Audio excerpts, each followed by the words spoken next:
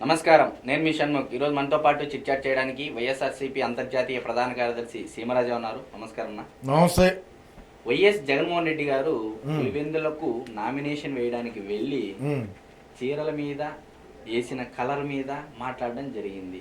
అది సొంత చెల్లెల మీద మాట్లాడడం జరిగింది. అది సొంత చెల్లెలైనా ఎవరైనా ఆడబిడ్డే కాబట్టి మాట్లాడడం జరిగింది. మరి ఏమంటారు మీరు? ఏమంటామంటే ఈడ మనం చేసిన అభివృద్ధి ఏంది, మనం ఏం పని చేసాము, ఏంది కథ, మెహర్బానీ ఏంది, మన కథ ఏందని మనం చెప్పుకోగలిగితే మొగోడే. అట్ట లేకుండా ఆడవాళ్ళ చీరల మీద మీరు ఆ రంగు చీరలు వేసుకున్నారు, ఈ రంగు చీరలు వేసుకున్నారు అంటే ఆమె భారతీయ కూడా వేసుకునింది పసుపు చీర. మరి సాక్షి పేపర్ మీద ఉండేది ఏం పసుపు కదా, సాక్షి పేపర్ పైన టాప్ లోనే పసుపు కలర్ ఉంటుంది. మనం ఏమీ చేయలేక మనం ఆడేమి పులివెందులలోనైతేనే రాష్ట్రంలో అయితే మనం ఎక్కడ అభివృద్ధి చేసేదానికి లేదు, దాఖలాలు లేవు. అది ఎంతసేపటికే పవన్ కళ్యాణ్ పెళ్ళిళ్ళు, ఆ చంద్రబాబు నాయుడు రాజకీయము, షర్మిలాను ఎవరైనా సరే ఆడవాళ్ళని గుడ్డలు వేసుకునే దాని మీద ఏమన్నా చేస్తారు. మరి రాయలసీమలో గాండు చేసే పని అంటారు. మన రాయలసీమలో ఈ పదజాలంతో మన రాయలసీమలో మాట్లాడే భాష ఏంటంటే ఆడవాళ్ళ మీద బతికేవాడిని గాండు నా కొడుకుడు అంటారు. అయితే నామినేషన్కి వెళితే రాజశేఖర రెడ్డి గారి వారసత్వంగా జగన్మోహన్ రెడ్డి గారు అప్పుడు నాయన ఏం చేశాడు, ఇప్పుడు నేనేం చేశానని చెప్పాలి. ఈడ మా పార్టీకి పూర్తి డ్యామేజ్ జరిగిపోయింది, ఆల్రెడీ జరిగిపోయింది. కడప పార్లమెంట్ జరిగిపోయింది, పులివెందులలో కూడా డ్యామేజే. ఎందుకంటే అవినాష్ రెడ్డి కథ ఏంది, పాత్ర ఏంది, మెహర్బానీ ఏంది అందరికి తెలుసు. అవినాష్ రెడ్డి చేసింది ఏంది సొంతంగా షర్మిలానే చెప్పింది. దాని గురించి ఎప్పుడైనా సరే మాట్లాడినాడా? మాట్లాడు.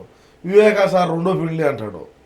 సరే వివేకా సార్ రెండో పెళ్ళి మూడో పెళ్ళి ఆయన కలేజ్ ఉన్నది, అది వేరే విషయం, అది పక్కన పెట్టు. వివేకం సార్ వాళ్ళ ఇంటికి పోయినాడు, వాళ్ళ ఇంట్లో హలీమి తిన్నాడు, వాళ్ళ ఇంట్లో సర్బత్ తాగినాడు. ఇక మాట్లాడాల్సింది నువ్వా? అంటే ఇప్పుడు ముస్లిం మైనార్టీలను కూడా ఏం తినకూడదనా ఏంది కథ? ఇటు చేశాడు అటు చేశాడు, చిన్నాయన నాకు చిన్నాయన, నేను నీకు చిన్నాయన అయితే ఇప్పుడు రాష్ట్రంలో ఉండే ప్రజలందరూ ఒకటే ఆలోచన చేస్తున్నారు. సొంత చిన్నాయన చచ్చిపోయినాడు, గొడ్డలతో చచ్చిపోయినాడు, అందరికీ తెలుసు. సరే ముందు గుండెపోటు అన్నాము, మల్లంగా ఒకటి అన్నాము, ఆఖరికేమో రేట్లు పడినాయి, ఓట్లు పడినాయి, అది బయటకు వచ్చింది. అవినాష్ రెడ్డి చాలా పిల్లోడు, సౌమ్యుడు, వీడికి ఏమీ తెలియదు, ఈ ఊరికి కావాలని బదనామం చేస్తున్నారు అంటాడు. మా ఎన్నకన్నా 4 అడుగులు పొడుగుంటాడు, మా ఎన్నకన్నా 20 కేజీలు బరువు ఎక్కువ ఉంటాడు. ఈయన ఆడపిల్లాడు, నోట్లో వెళ్ళి పెట్టకూడదా? తెలీదా? కొరుకుతాడు, కొరకడు. అన్నకన్నా పొడుగున్నాడని చెప్పేసి, అన్నకన్నా వెయిట్ ఎక్కువ ఉన్నాడని చెప్పేసి అన్నకన్నా బలవంతుడు అవుతాడంటారు. బలవంతుడే అవినాష్ రెడ్డి. చాలా జగన్మోహన్ రెడ్డి గారి కంటే అవినాష్ రెడ్డి బలవంతుడు. బలవంతుడు అయ్యే కదా 3 గంటలకి ఇక్కడ ఫోన్లు మాట్లాడేది. అదేం సామాన్యమైన పని కాదు. వీడికెలా చేయిందని అందరికి తెలుసు, మా ఓడిది. కానీ ఇప్పుడు నేను ఇన్ని నన్నోడితో చెప్పి కాకండి, మేము ఏమన్నా జరిగింది ఏమన్నా జరగబోయేది చెప్పి ఉంటే బాగానే ఉండో.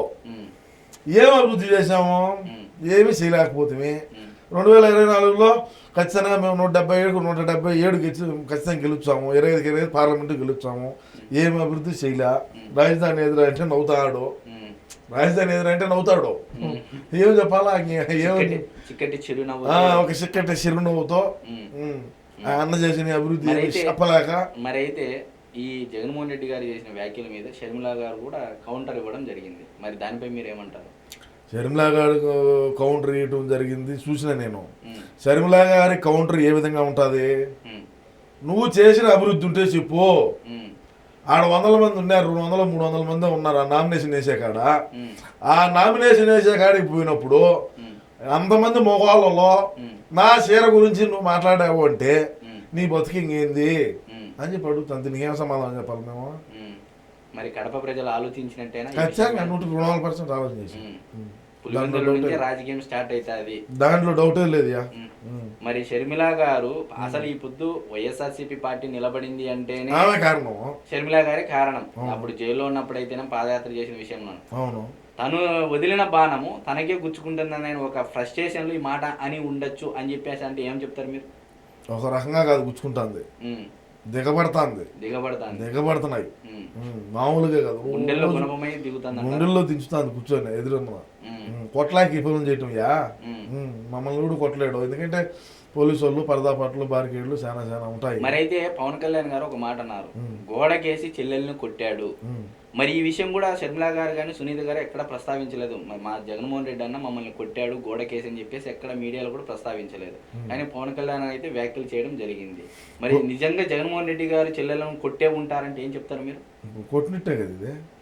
ఇంకా చీరల గురించే మాట్లాడినప్పుడు, చీరల గురించి మాట్లాడినప్పుడు, సినాయన రెండో పెళ్ళం గురించి మాట్లాడినప్పుడు కొట్టినట్టే, ఇంక చంపినట్టే అది. కొట్టినట్టు కానీ ఇప్పుడు సొంత ఇప్పుడు ఎవరో ఎందుకు మన చెల్లెళ్ళు ఉన్నారు, మనకు లేదు. నీకు ఆడబిడ్డలు ఉంటారు, నాకు ఆడబిడ్డలు ఉంటారు. మన చెల్లెళ్ళు ఏ చీర కట్టుకునింది అని చెప్పి 10 మందిలో అయిపోయి ఆ చూడు తెలుగుదేశం చీర కట్టుకునింది, పసుపు చీర కట్టుకునింది అంటాం. కడుపు అనంగా తినింది. మాట్లాడవచ్చునా?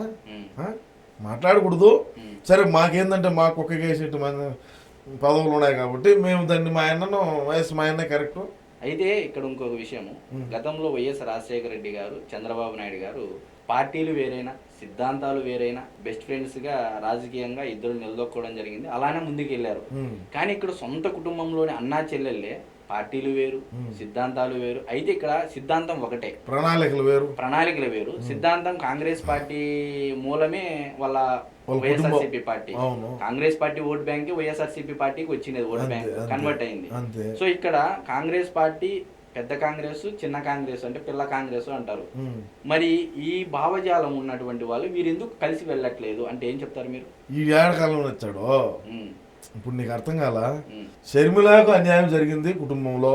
తెలంగాణ పోయి పార్టీ పెట్టుకునింది, కాంగ్రెస్ లో విలీనం చేసింది, ఆ నుంచి ఆంధ్రాకి వచ్చింది, పిసిసి అధ్యక్షురాలుగా పదవి తీసుకునింది, రాష్ట్ర వ్యాప్తంగా తిరుగుతుంది. మా అన్న చేసినటువంటి అభివృద్ధి అయితేనేమి, మా అన్న చేసినటువంటి హామీలు గతంలో 2019లో ఏమి హామీలు ఇచ్చినామో ఆ హామీలు ఎంతవరకు నెరవేర్చినారు, ఏంది కథ, నిరుద్యోగులు ఎంతమంది ఉన్నారు, ఎక్కడ ఉద్యోగాలు, ఎక్కడ రాజధాని, పోలవరం ఏడ, రాష్ట్రంలో యువత ఏ విధంగా చెడు అలవాట్లకు ఇదైనారు, మద్యపాన నిషేధం ఎట్టపోయింది, ఆడవాళ్ళు ఏ విధంగా బాధపడుతున్నారు, నిత్యావసర ధరలు ఏ విధంగా పెంచినాడు, విద్యుత్ ఛార్జీలు ఎన్నిసార్లు పెంచినాడు, ఆర్టీసీ ఛార్జీలు ఎన్నిసార్లు పెంచినాడు, ఏందనేది మా బతుకంతా ఎండగడుతుంది.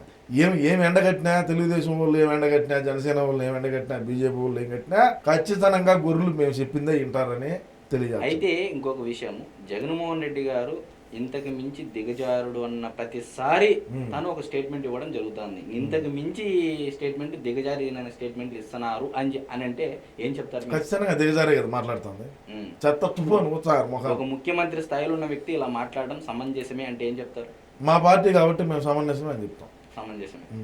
మిగతా అడుగుబా కొడతారు ఇదే మాట. అంటే ఇప్పుడు మీరు చేస్తే సంసారం, పక్కన చేస్తే వ్యభిచారం, అది మా కాన్సెప్ట్. అది మేము చేస్తే సంసారమే, పక్కనోడు ఎవడన్నా చేస్తే అది అదే. అది మరైతే ఈరోజు మీకు చిట్ చాట్ నచ్చినట్టయితే లైక్ చేయండి, షేర్ చేయండి, కమెంట్ చేయండి, సబ్స్క్రైబ్ చేయండి.